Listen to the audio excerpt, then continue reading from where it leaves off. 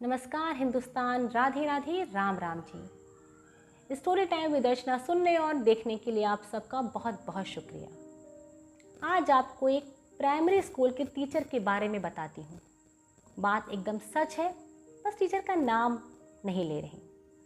अपने स्कूल की वो बहुत अच्छी टीचर मानी जाती हैं। सभी बच्चे उनसे बहुत प्यार करते हैं।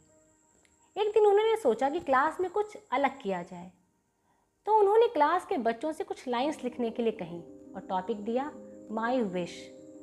सभी बच्चों ने अपने अपने तरीके से अपने अपने शब्दों में ऐसे लिखा। हर किसी की एक अलग ख्वाहिश थी, एक अलग विश थी। टीचर सभी की नोटबुक लेकर घर वापस आ गई। फुर्सत से बैठकर कॉपी चेक कर रही थी कि अचानक मुस्कुराने लगी। किसी को कार चाहिए थी, किसी को आसमान के तारे चाहिए थे, किसी को परियों के देश में जाना था तो किसी को ढेर सारी चॉकलेट चाहिए थी। एक बच्चे को फेरी ड्रेस चाहिए थी तो किसी को नया मोबाइल चाहिए था। एक को तो प्लेन में बैठकर अमेरिका जाना था।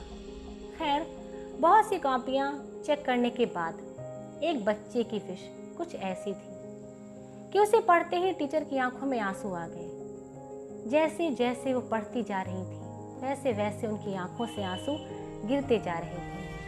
सोचिए उस बच्चे ने क्या लिखा होगा। उस बच्चे ने लिखा था कि मैं दुनिया से मोबाइल को खत्म करना चाहता हूँ, क्योंकि जब मैं स्कूल से घर वापस आता हूँ तो मेरे दादाजी मेरे साथ खेलने के बजाय मोबाइल में अपनी पसंद की चीज़ें देखते हैं। मेरी दादी मुझे कहानियाँ सुनाने के बजाय मोबाइल देखती रहती हैं।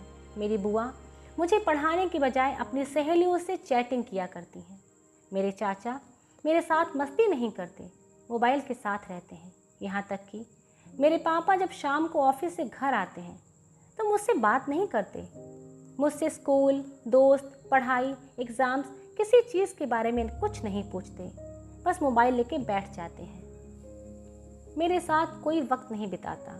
भगवान जी, अगर आप मोबाइल को दुनिया से ख़त्म नहीं कर सकते तो जादू करके मुझे मोबाइल बना दीजिए, ताकि जब भी मैं घर पर रहूं तो सब मुझे अपने पास रखें, मेरा ख्याल रखें, मेरे साथ रहें। ऐसी विश पढ़कर टीचर बहुत ज़ोर से रोने लगी। उन्हें रोता देखकर उनके पति ने उनसे पूछा कि क्या बात है, ऐसा क्या लिखा है कि देख के इतना रो रही हो। तब टीचर ने उस बच्चे की विश बताई। उनके पति को भी सुनकर थोड़ा दुख हुआ। फिर उन्होंने बच्चे का नाम पूछा तो टीचर ने कहा, यह कॉपी अपने ही बेटे टोनू की है। हम अपने बच्चे का मन नहीं पढ़ पाए, मन नहीं समझ पाए। अगर आज हम अपने बच्चों को वक्त नहीं देंगे तो मन ही मन कुंठित हो जाएंगे। वो कुंठित मन से ना तो उनका वर्तमान बनेगा और ना ही वो भविष्य में कुछ कर पाएंगे।